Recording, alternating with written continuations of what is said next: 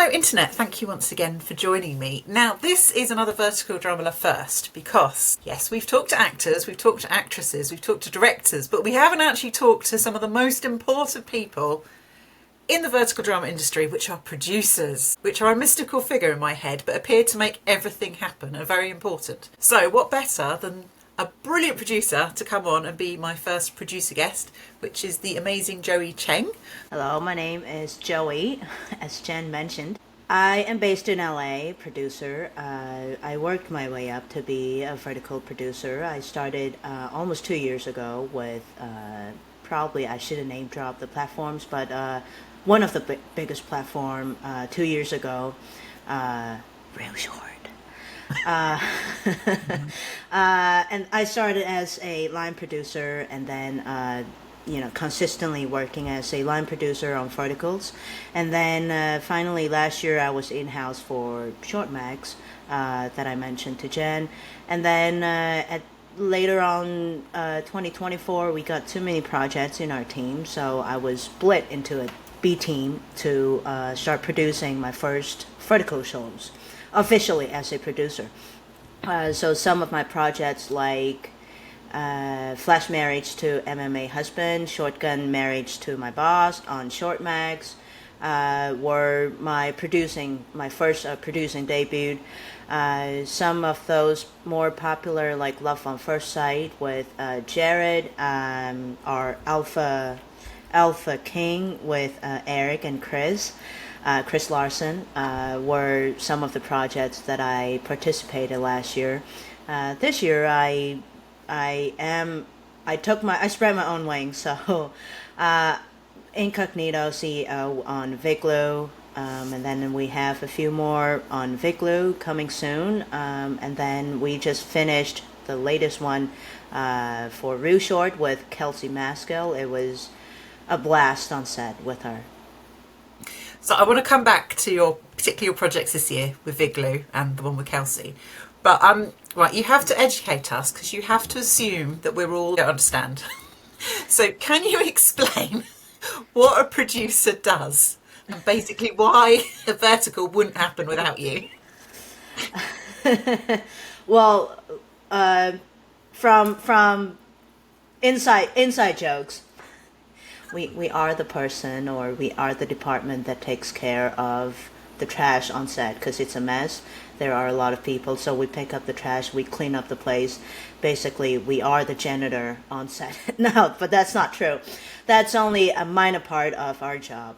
Obviously, you need it. I think each vertical set is about 30 to 50 people max, so it requires managing hands and the logistics, to handle the logistics, the shooting schedule, shooting orders, to finalize or ensure the execution of production is smooth and safe, and everyone have a good time and well taken care of.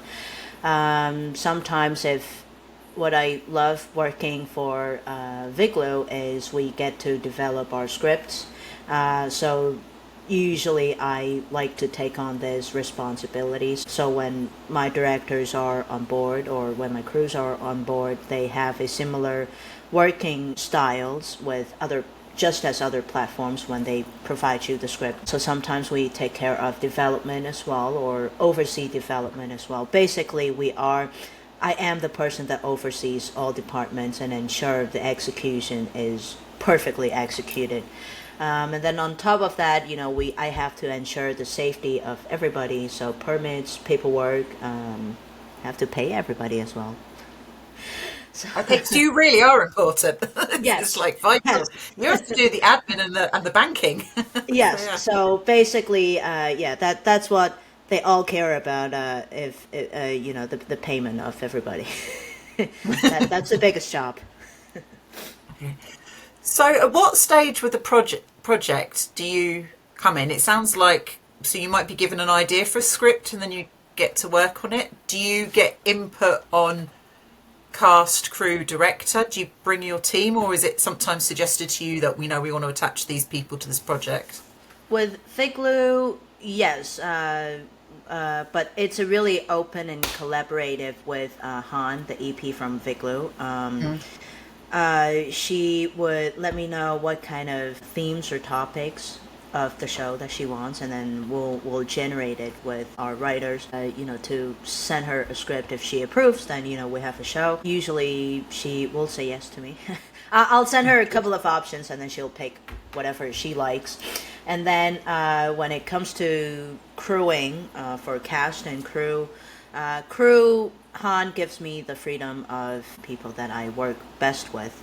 I think that's the right direction. I have the right people to ensure that I know can guarantee the quality of what we're doing. For casts, we openly and collaboratively decide on what works for the show, what doesn't work for the show, who works best, and if it's someone else that we think of differently takes on the role, then what kind of adjustment we can make in the story to make him or her pop more, or make the story looks better in terms of everybody is different, so they have their own characteristics, and how we can pop their good sides out to more to the audience.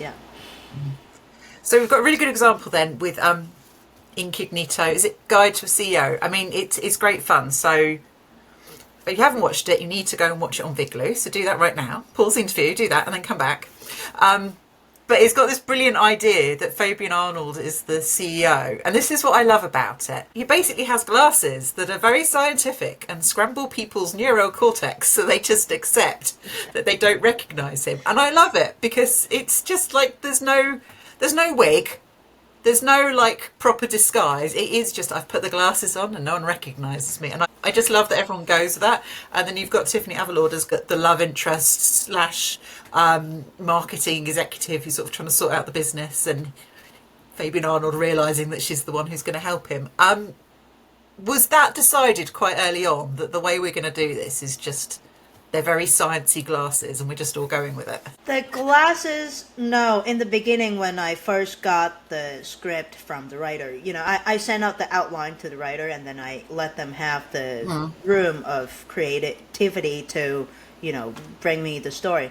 But the thing, I was really skeptic about the glasses, and when I read the first draft or episode by episode synopsis, I was really skeptic because, you have the continuity issue, and now we have more educated audience like you, Chen. So I was really concerned, what if, oh my God, in the first 10 episodes, we did really good with the glasses. We looked really smart, but when we get to episode 30, he forgets about the glasses. What am I going to do? and if we, forget it in the middle of production, then basically we make a joke of ourselves. So I passed on a really strict order to my writer to make sure don't break the continuity. And of course, when we are going through the development of the scripts, a couple of drafts, I make sure we're not losing that continuity, and the writers did a really good job on that. So it helped us to, it ensured us on production when we were filming that the glasses will always be there. The idea of using the glasses wasn't really my idea. I think it was the writer's idea. But the task when Han told me I want a hidden CEO concept, vertical show, I was like, we have done that so many times, so how am I going to do that? Keep the traditional vertical idea, but spring it with a little new touch of rom-com elements in there. And then just discussions with the writers based on my outlines, and then I was like, okay, why don't we give it a try? See if the script comes out okay, then let's do it. If not, then we'll think of something else. And they did a really good job on paying attention to details. So eventually the glasses worked out. Originally, we wanted to make Fabs, we call him Fabs now, Fabian, like Clark Kent. Oh, yes. Superman. Yes, because when he puts on, he is a regular citizen. He is the intern. When he takes it off, then yeah. But eventually, his hair didn't look as clan cark as much as we wanted to when we tested it on set. So we're like, no, just push your hair back. And it works. It works really well. I think because, as you said, the script's perfect, so it always keeps it. And just if everyone else believes it, you believe it. So you just go along with it. It's so well done. And Yes. it's actually, I think, a lot less distracting when they've tried another ones and you end up having like bizarre wig or something, and that actually pulls you out of the story more. So Yes. excellent choice. So I have to ask about the villains, because I think that's some of the best bit in this story. I mean, I'm a massive Mark Pontarelli fan, and he's just a hoot in this, but they're a brilliant pairing. Is that one of those things then that once you have that cast attached that you kind of let them roll with it? Because he does a brilliant evil laugh at several stages in the show. For Gavin, the role, I knew when I first read the script, I knew I'm going to pull Mark. We worked with Mark a couple of times last year, and he is definitely our favorite, number one favorite, Mark. So when I read the script, I knew it was going to be Mark, but in my vision, of course, it's a little different than the director's vision, and eventually the execution on Gavin is I think 75% close to how I vision it to be, but I was just a producer, so I'll let my director have the freedom of that. But back to Mark, I knew it's going to be him, because here comes the compliment that he's going to blush away from. Because in the script, Gavin seems to be, has a really wide range of cartoonist, villain. He's really, really bad. But on the other side, he is also the comedic relief in the script. So, and I thought to myself, I don't think there are, no offense to the rest of the vertical world, I think Mark, within amongst all these vertical actors, all of our actors in the vertical world, I think he can bring the widest range of acting. So yes, I wanted him to be attached, no matter what the cost was. So yes, but worked really hard to get his agent's approval to let him be on. And I think it pays off. It's brilliant.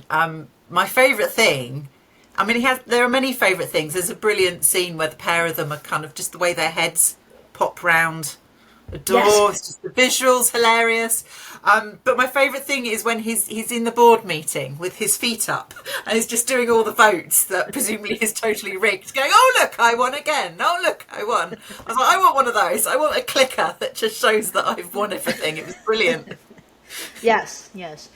I think he put some of his creativity into those boardroom scenes as well. And I think we had it, on day 3 or 4. It was a 5-day shoot.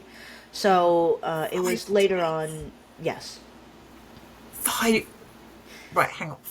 days? How on earth do you do that in 5 days? It was the sweetest set all of us has ever experienced on for Incognito.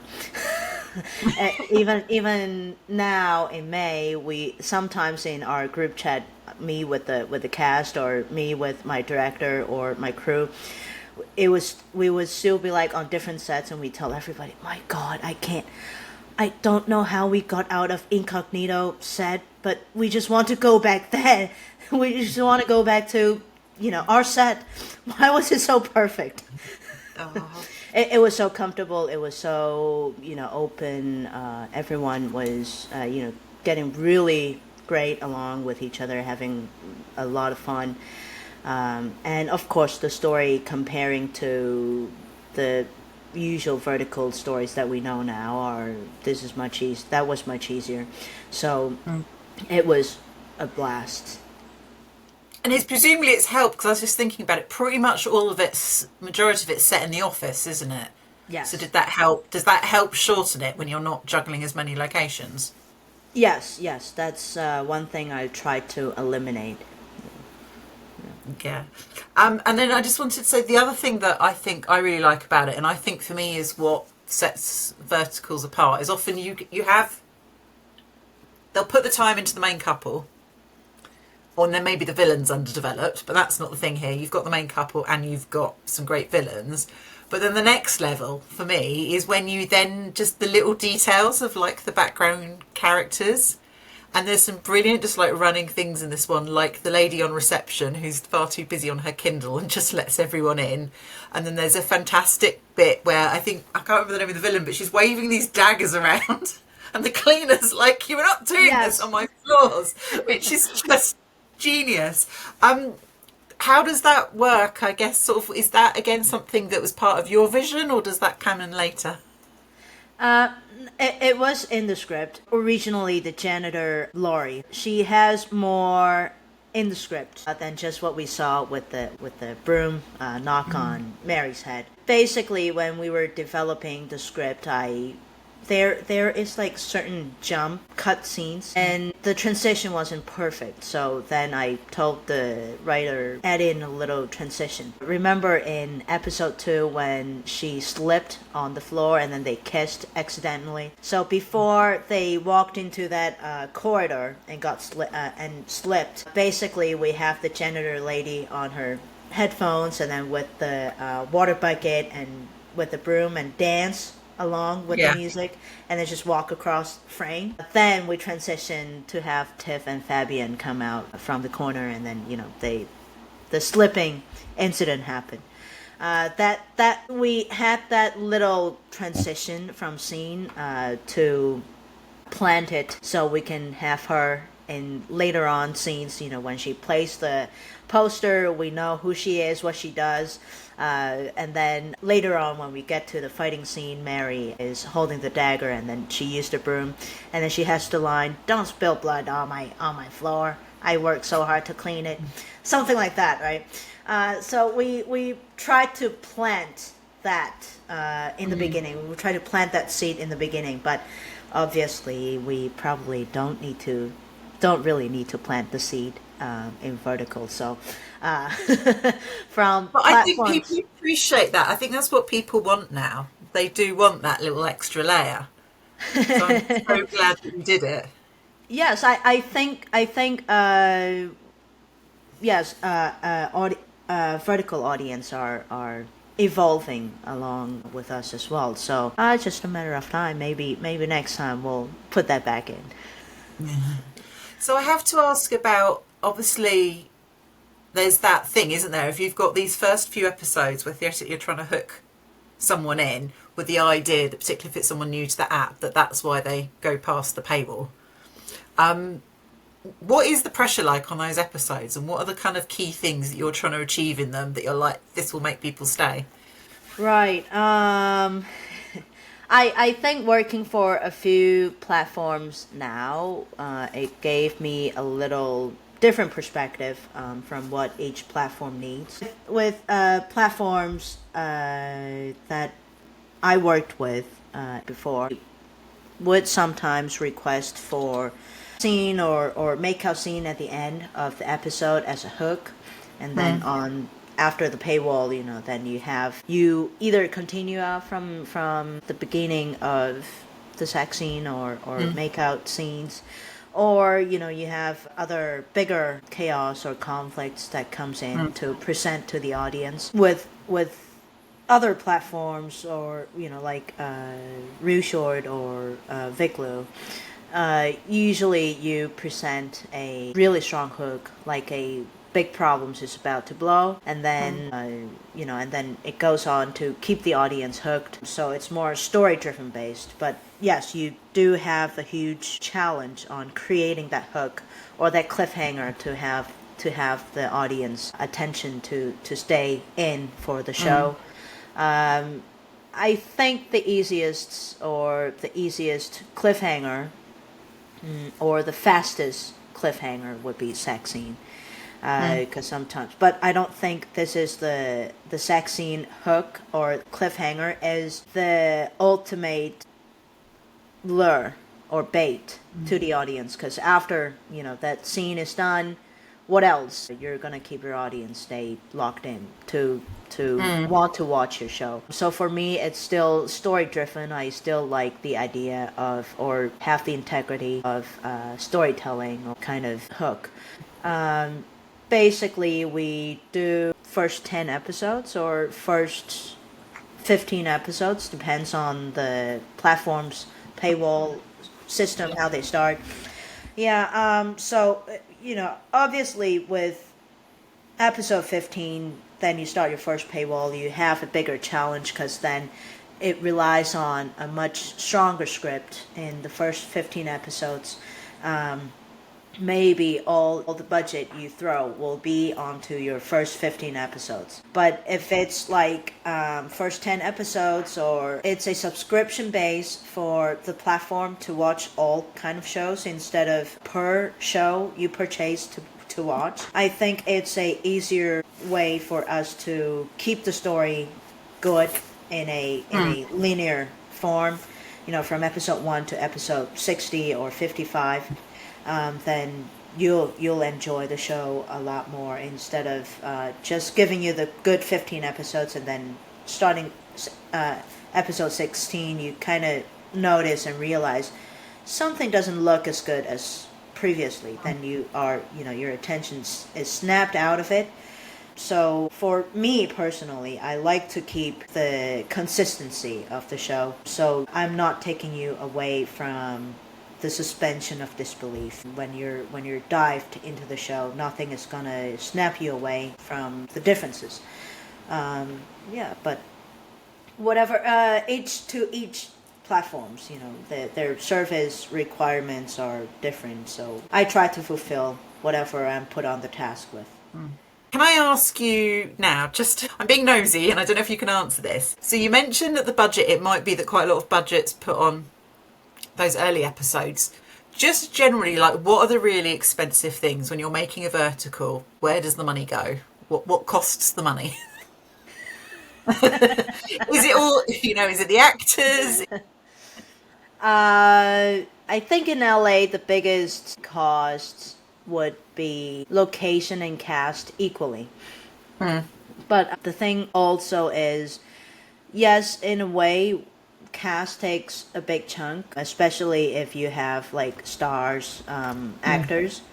They take maybe the equal amount of location, given how expensive LA is, for locations. So that comparison, will let you understand how expensive they actually are. But the thing is, the benefit of being in LA or being in the US or maybe Atlanta, the second most popular place to film across the US, is that we have the actors or the human resources for cast. So the good thing is, a lot of them, they had taken acting trainings in LA or in New York. So even though if you don't have that enough budget to spend on maybe stars like Noah or Fabian or Eric or Jared, right? You still have really good actors. You can still find really good actors to bring your shows together. So that's the biggest, I think, that gives you an idea on budget. For me, usually it's the cast and locations. Locations, okay. And how does it work with managing locations? Do you have like location scouts? Is it that people you kind of have known, we know that works for an office building, we know that works for that type of mansion? Is there are you trying to find new looks? Yes, I try to find new looks. Even though sometimes when I, except if when I once get the script, I read it first and then I in my vision. I know a certain location I've filmed there before or quite often work perfectly for this script vision-wise and logistics-wise, then I will highly suggest my team to go there. But usually I try to look for new places because there are, popular locations in everywhere that we constantly use the same locations, and then 10 out of 8 out of 10 shows, when I watch it, it's like, oh, that's a place. That's the same locations that we've used. They're using the same location as well. And then on the other show, it's still the same. I know this living room inside and out. So I try to break that and give you a newer look so it doesn't look similar or repetitive to other shows or someone else's show. So I don't mind spending the time scouting or finding new locations. I think that works because it does get to the stage where, like, I know that swimming pool. A lot of people have fallen in that swimming pool. Don't let them come near. There'll be people in it. That's great. So just kind of jumping forward then. So I think you've done an amazing job of explaining to us everything that leads up and the actual shoot. Okay, so you finished the shoot. All your cast have gone home and they're off on different projects. Your job isn't done, isn't it? So what are you doing after a project's finished filming? And what's the rough turnaround from there to it then appearing on our phone for us to watch? All the questions. No, it's a great question. But I was expecting to tell you my job wasn't done. I have to pay them now. That's the biggest question they all ask me. Understandable. Yes, exactly. On every last day of every shoot. Are you going to pay me? Yes, we will. Usually for our delivery or how long the turnaround for us to watch on our phones, sometimes it really depends on platforms and their slots to publish the show. With bigger platforms, even just like now, I finished my shoot with Kelsey last May, but maybe with the platform's slot of releasing the show on their racks on the app, they are scheduling it to be in July or August.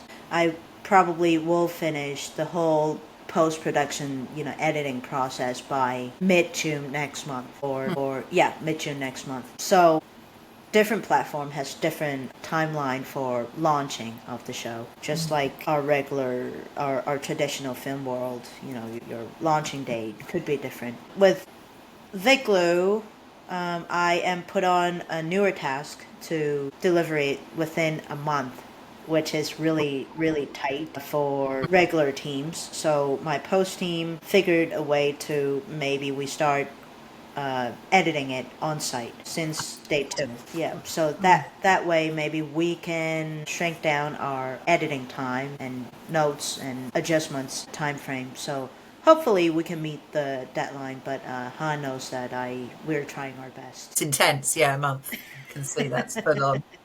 So obviously, the post-production, so that's editing? Yes. Sound, what else? Because again, colouring, right? Can you special effects? Because it looks amazing, in particular Incognito CEO, just like it does really pop, just the quality of all the shots. And also, I don't know, whoever dresses Tiffany, she looks amazing and she has some amazing blue, but it really kind of comes out the screen. See, how does all that work? And I mean, do verticals have much budget for that now? Is there a bit more budget for that type of post-production work now? Yes, a little bit. You have to save a little extra budget for proper coloring, for proper sound mixing, and then VFX, sometimes the teams will include it with your editing package, or sometimes you'll have to add a little bit more on top of it to have them do it for you and do a good job for you. The craziest part in post-production is not really all these regular stuff that we can think of, not the cutting, not the editing, not the coloring, not the sound mixing. I was lucky because my post team that I use for Incognito, the post producer is a friend and she is specialized in sound, actually post sound, so sound mixing. So she did a really great job in our sound on Incognito. But the craziest part, you can ever think of would be the special effects. I think in Incognito, the script is relatively easier. So the biggest special effects that I can tell you is, remember the live streaming and then the phone got hacked and then the live feed heart pops up like Instagram live feed. Those are special effects because there's no way you can film it during production. So you can only add it in post. When we're doing it on computers now, they add in those special effects, so those counted as special effects. The craziest or the most difficult special effect I had was flash marriage to my MMA husband. Yeah. Because there is that car driving scene, and while we were filming that driving scene, when Jared and Sia talked in the car, and then he realized, oh, you work at my dad's company. Then he jerked the car. When we were filming it, we tried to eliminate or a little bit of change of the script to just have them, not driving, but the car is still or parked already. But eventually, when we go back in post, if the car is parked, the story doesn't make sense. But luckily, when we're filming, we have green screen or white screen blocked out the windows. So in post, we know we can keyframe those special effects, street views into those screens. So it will make sense. But because it was a driving car, it was a actual car driving scene instead of parked and the car is still. So when you do posts, you have to track it frame by frame. So which means your street view is moving along 24 frames per second. So you have to track every little details. If the tree leaves are moving properly, the street pass by, does it look properly? Requires rotoscoping, we call that. It's basically you have your mouse and you lined it up on the screen at the picture and then drag it along frame by frame on your timeline. It's probably... No, this is really useful because I don't know this, but I know enough as a viewer to go, that looks really fake. So now you've explained to me why certain car driving scenes look fake, because they've obviously not done that properly. So yes. So eventually, and luckily, because it was a in-house project on Short Max, so we had our the in-house post-production team in China. So they made it, of course, it lifted off a huge load off our shoulder, because if we were to find editors or VFX compositor, we call that, it would be really expensive in LA or in the US, because they charge by seconds or minutes on these rotoscoping, keyframing stuff. But because luckily, the advantage of being an in-house project, they have teams from the platform to support the workload, to lift that off. So eventually they did a really good job to make sense of the car driving scene. that's so helpful. Just honestly, thank you for explaining that to us.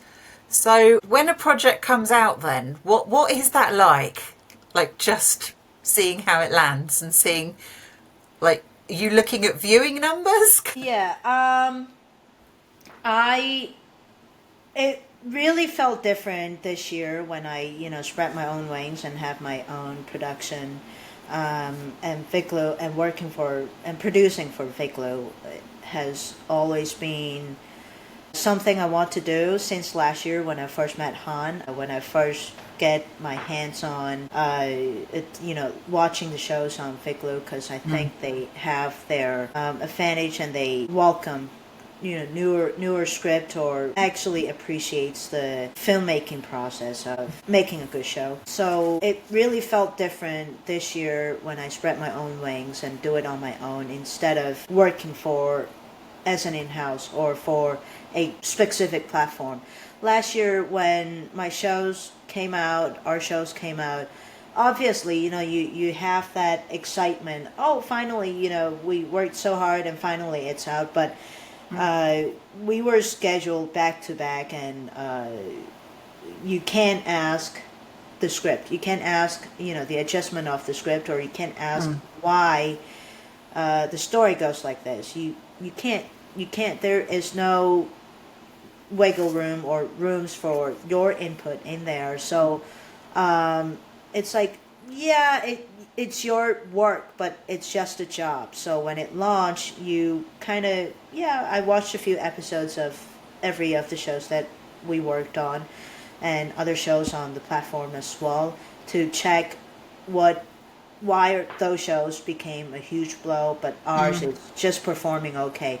I tried to study that last year, but this year, when I have my own shows, from beginning to end, and it's not for just Viglu, but for myself as well.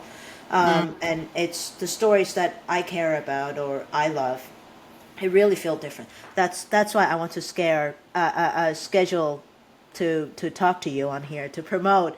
But it also broadened your horizon as well, because when you're working as an in-house, you only it it's not a big you're not in big trouble if it's not performing well, or even if it's performing great and successfully, the glory goes back to the platform.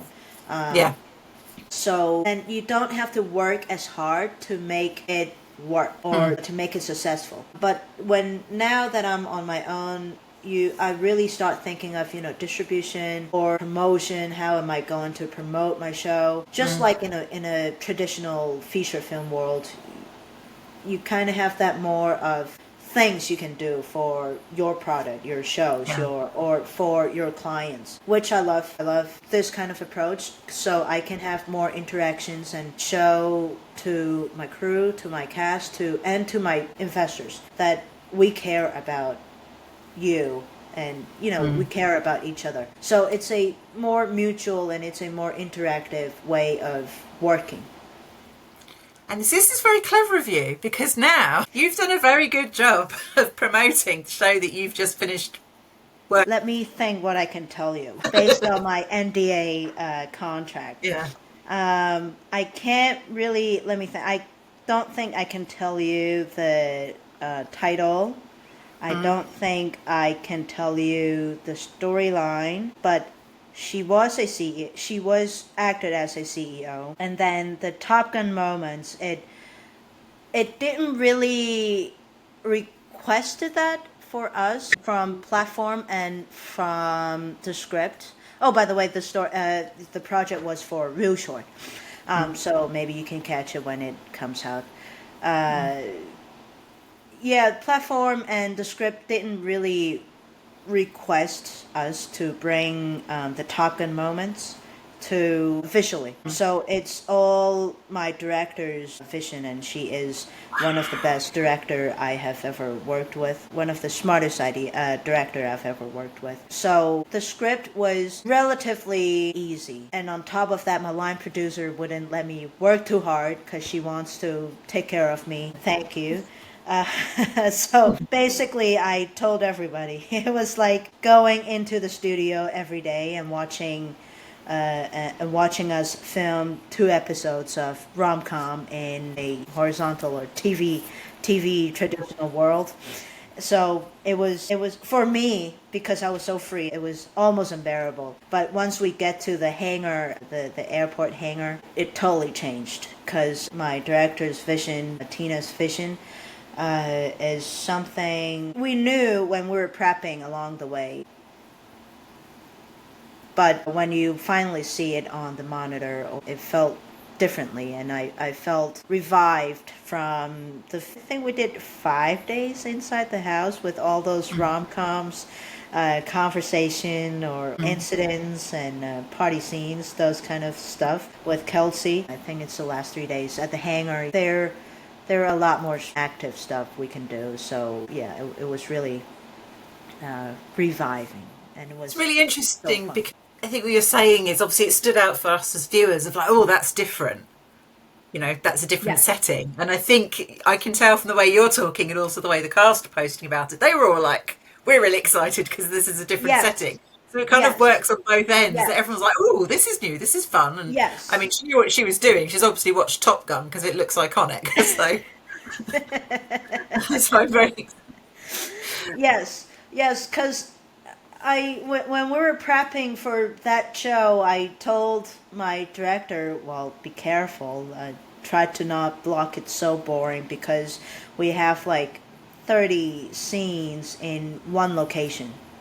So it really felt like, you're watching two episodes of Modern Family, that they're stuck and fighting each other inside the house.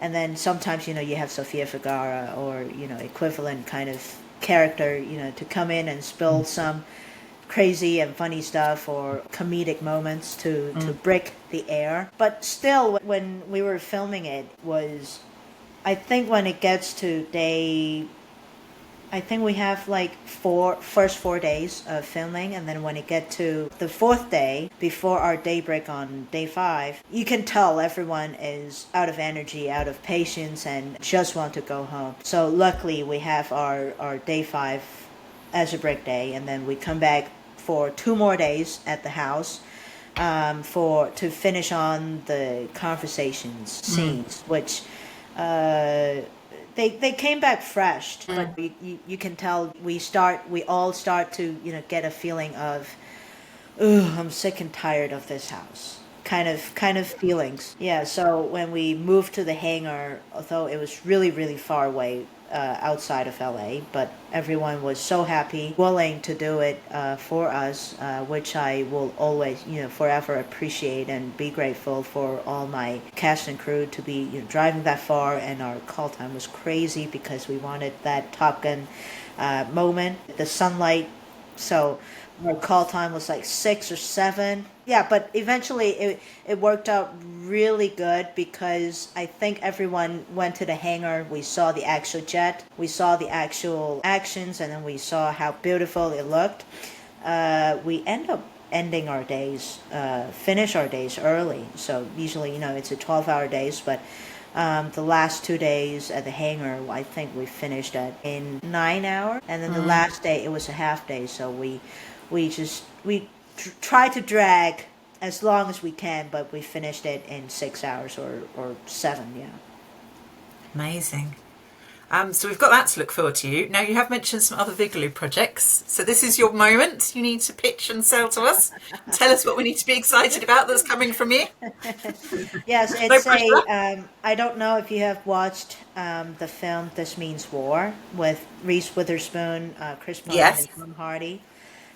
Basically, we tried to make the vertical version of that movie. So two Oh. guys fighting for one girl. We had a little incident. Originally, it was Noah and Ryan Vincent, Noah Fernie and Ryan Vincent, but I can't spill the news for Noah yet. So eventually, he is replaced by Tyler Johnson Ellis, so the star for Fight for Love on Vigaloo, and then our Reese Witherspoon is Alexandria Watts. Oh, brilliant. Yeah, that sounds fun. She's awesome. So Yes, yeah. yes, Oh. yes. So it's the two of them are fighting for Alexandria, and then of course there are that push pull fun dates kind of relationship between the three of them, and then yeah, you might have a lot of good sexy pretty moments between Alexandria and Ryan, with Alexandria and Ryan, and then Alexandria with Tyler. And then yeah, I can't spoil that much anymore No, you don't need to. until That's enough. I think that's all we need. That's really good. We can work with that. And do you know when that will be landing on our phone? You got a rough idea? that was the tough challenge that Han threw it at me, because when we first talked, she told me she wants to have launch it on July 4th, around that week, and we start filming in 5 days. We start on June 2nd. So we will try to deliver. Yeah, you'll do it. I have all faith in you. So that sounds brilliant. So we've got that to look forward to. Just kind of generally going forward, kind of what do you see the future being for Verticals? Kind of what stories do you want to tell? What do you think the potential is? Right. Vertical, I do believe Vertical will take its wings off once the time is correct. And I have had this conversation with different EPs from different platforms. We know each other from when we're in college or so yeah, good friends of mine. And then Han as well from Figlu.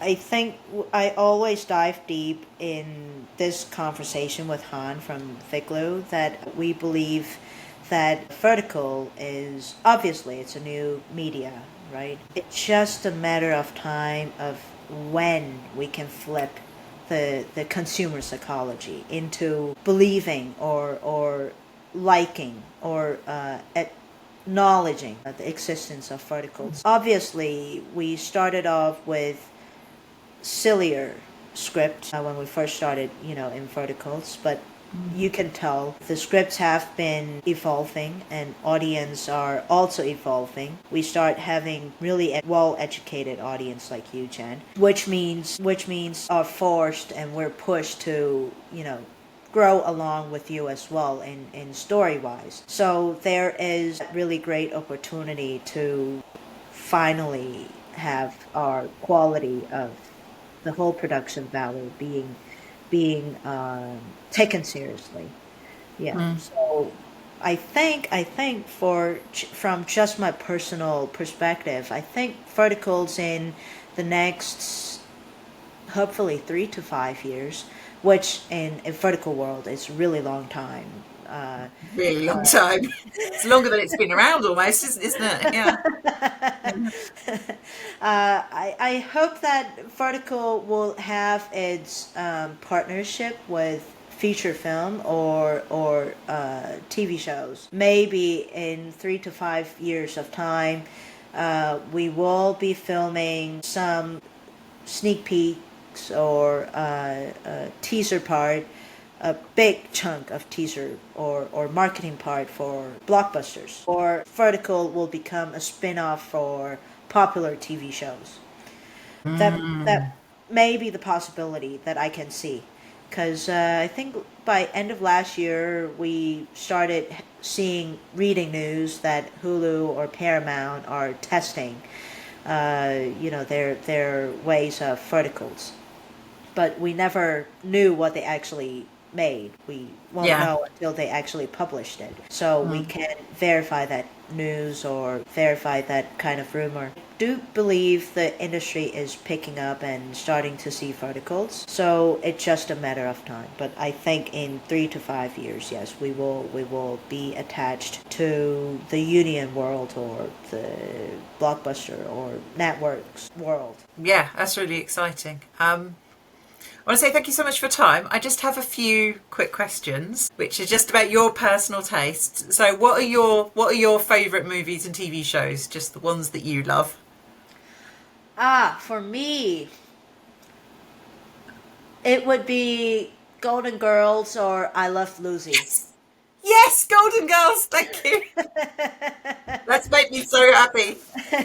We need a I vertical version of the Golden Girls. yes, I think I love Golden Girls a tad bit more than I Love Lucy because for I Love Lucy, it's so hard to find the whole collection of the show. But I watched Golden Girls, I think, at least 3 times. And what about films? Are the kind of films that you love, or actors or actresses in the main, that you're like, I will go and watch whatever they're in because they're great? There are.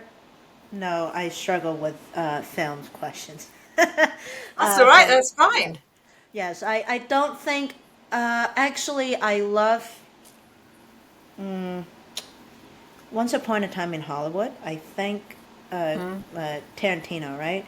A couple of Yeah. years ago, I loved that movie when I saw it in the theater. I think he went back. The ending of that film went back to every filmmaker's or film kid's dream of the parallel universe. We have the power of controlling or changing our results or the ending or the reality. In that film, that gave me a sense of that feeling when I sat through until the end of the movie. That was the feeling I got when I was seeing that film, watching that film in the theater. I don't really remember the detail, but I remember the feeling. So. That's the powerful thing, though, isn't it? How it made you feel. That's what stays with you. Yes. So. Yes. Yeah. Yes.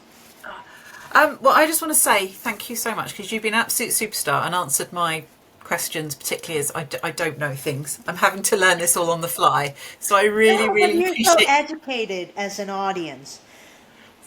Yeah, well, you've educated us more, so thank you so much. And yeah, everyone needs to go and watch all of Joey's shows. It's as simple as that. Thank you for your time. Thank you.